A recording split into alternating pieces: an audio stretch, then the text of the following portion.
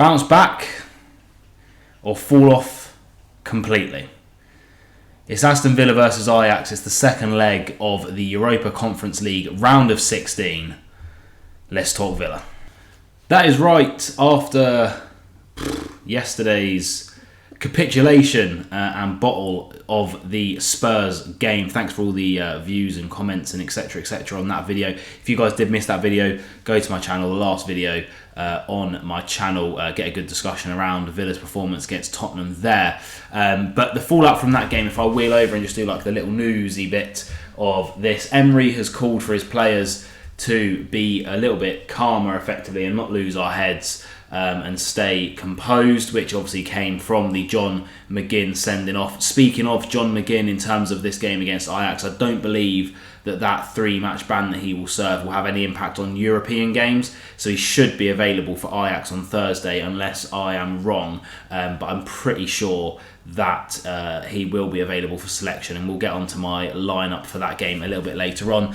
We scroll across. Ollie Watkins has said, well, he's pretty much called for our players not to let this result define our season, to bounce back stronger than we did before, and that would actually show real character from everyone in that team if we can bounce back from that performance, although I do believe the formation and the tactics had a little bit to do with that result in general. And we look at the rest of the league here. If I scroll across here, in terms of other little bits and bobs with the Europa Conference League, I'm hoping my cat doesn't jump on the desk right about now. That man on screen, Ezri Konsa, obviously will not be available for this game, still serving his 1-match ban for getting a red card. But it's only 1 match because of obviously it was 2 yellow cards. There's the cat, 2 yellow cards instead of a straight red. So he'll only serve a 1-match ban, which is also good news for us. But let me get into what I would do in terms of my starting lineup for this massive European night at Villa Park under the lights. So as I said in the previous segment, Ezri Konsa will be unavailable, but I believe John McGinn is available for this game. So we go into my starting lineup. Obviously Emi Martinez in goal. I don't think we're going to start messing around and chucking Joe Gauchi in at this point of the season. Luca Digne for me keeps his spot at left back. I was not happy with that with Alex Moreno, when him and Zaniolo just had an argument instead of marking the Spurs players, and we went 3-0 down. I think they have to be punished for that, and Luca Digne, although he didn't have a good game, didn't have the worst game in the world. At centre back, Clement Longley gets the nod for me on that left-sided role over Pau Torres, purely because I think we need to, bed Pau in a bit nicer, and we need to nurse him back into the team instead of just chucking him straight in. And I wouldn't want to risk an injury for him at this stage, when I think he could be quite crucial to our Premier League run-in as well as a Europe run-in if we do get one.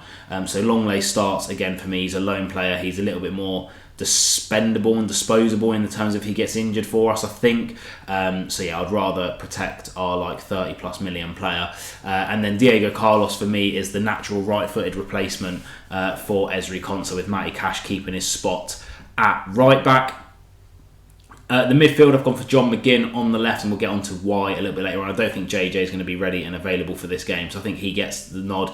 Again, we don't have to worry about him in the Premier League anymore because he won't be playing, and he got to have a nice early shower against Tottenham, so he should be feeling a little bit fresher than the rest of the boys. And it opens up another start for Timo Rogbottom, who's going to be even more vital for Villa now that McGinn has got that sending off. It's really going to be his chance to step up and make a name for himself. I think the cat's going to jump up on the desk again. There he goes, and I will get him down for you quickly.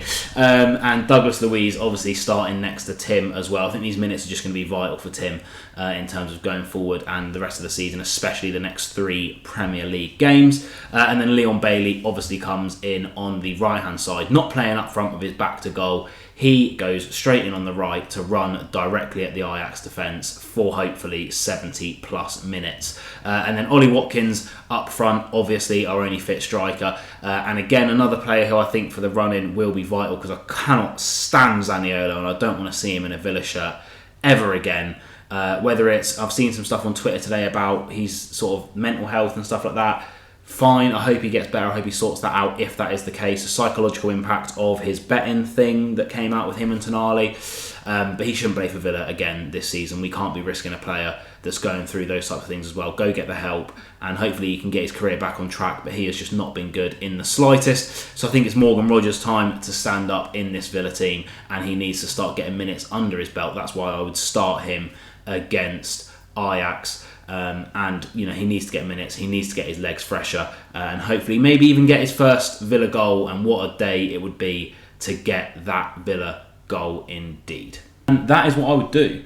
What would you guys do in terms of your starting lineup? Do you think we can bounce back? All of those good answers in the comments section down below. Any Ajax fans that managed to get onto this video, what do you guys think of this second leg at Villa Park? And what are my thoughts on the game? I think this is, again, just like Tottenham, we knew that this run of games was going to be absolutely vital to our future in terms of, are we going to be able to secure Champions League in the Premier League? And if we can't, can we secure a Europa League spot automatically by doing well in this competition and winning a European trophy? And actually, if I just switch over to the side here, a coat just fell off. If I bring up, these are the fixtures. So obviously you can see Villa fourth from bottom, so almost slap bang in the middle against Ajax. But you look at the other teams, you'd back us against Tel Aviv and Olympiacos. You'd probably back us against Graz. Lille would be a hard game. Club Brugge and Molde, you'd hope that we could get a result against those. Dynamo Zagreb and PAOK, you'd hope we'd get a result against those. Fiorentina might give us a good game. But then you have Maccabi, Union St. Gilles, Fenerbahce are an alright team. Victoria Pleasant and Severette. Ajax, apart from Villa, are the other hardest team, I think, in that competition. And we get rid of them now. We dump them out. We have a really, really good shot of winning a European trophy here, just like West Ham did last season. That trophy should just keep the claret and blue ribbons on it. I think if we get past Ajax, we have such a good chance, and it takes a little bit of pressure off of securing those top spots in the Premier League as well. So it's a bit of a win-win. And, I think we need to bounce back after that Tottenham game. The worst thing you can do after a hammering like that, and, we came back after the hammering that we received from Newcastle. We came back and gave Everton a good thrashing.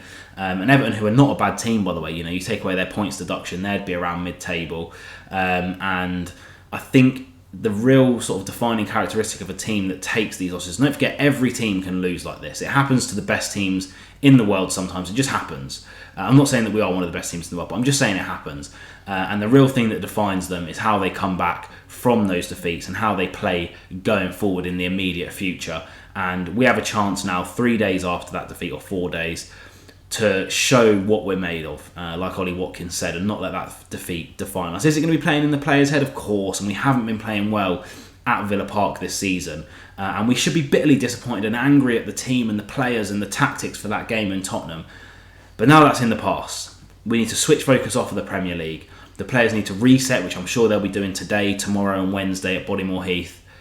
And they need to go again. It's a European game. It's a different kettle of fish. It's Ajax. It's a 0-0 aggregate. All we need to do is win this game. We don't need to worry about big score lines for aggregates or anything like that. All we need to do is we can pip a 1-0 and we're through to the next round with a good chance of going even further in this European competition. And that's why it is so vitally important to me that we put in a good performance. We show that we're not going to be defined by our bad losses this season. We show that we can bounce back, and we show the heart of a line and the heart of a team that is wanting to challenge for these major trophies and wanting to challenge for Premier Leagues and wanting to challenge for Champions Leagues and wanting to win instead of just being complacent and saying we're lucky to be here. No, we're not lucky to be here. We've worked for it. Now let's drill that home, and that starts with the Ajax game. What is my prediction for this game? And this might be crazy after, and anyway, I would like to say a bit of a mystic deck thing. Most of my predictions come true, so tune into these videos, leave a like, subscribe. I get stuff right. I kind of did say that I think Tottenham was going to beat us. I said 3-2, so I got the amount of goals nearly correct by 1. I did get the result correct. I didn't expect us to go 5 at the back and play like that, I have to admit. But what I want to say about this Ajax game is, I think this is a group of good lads that don't want to accept results like that. And I think Emery will probably be ruining himself for his decision to go to 5 at the back. And I think we're going to revert now. I think this is going to be the spark that we needed, hopefully, to go back to that 4-4-2, to play free-flowing possession football. and not be a team that just sits in and want to counter-attack. Yes, we're good at the old counter-attack in football, but it's not our bread and butter this season. Our bread and butter this season is dominating teams, like we pretty much dominated Man City at Villa Park in December. We need to get that spark back. Injuries, you can't use as an excuse. Every team has injuries. I'm going for a 2-0 Aston Villa win. I'm going to go for John McGinn to make a little bit of redemption for his red card against Spurs and grab a goal. And I'm going to go for Diego Carlos, a rising like a salmon header from a corner. 2-0 Villa. What do you think? Leave your comments down below. Am I mental? Are we going to be dumped out of Europe and compile our misery? And then I think that really would start the downwards trajectory of this season. Or are we going to bounce back with a vital win in a vital competition to getting towards Europa League secure? Let's forget about Champions League and Premier League. This competition secures us Europa at a minimum. Let's do it. Up the Villa. Be nice to everyone, and I'll see you soon.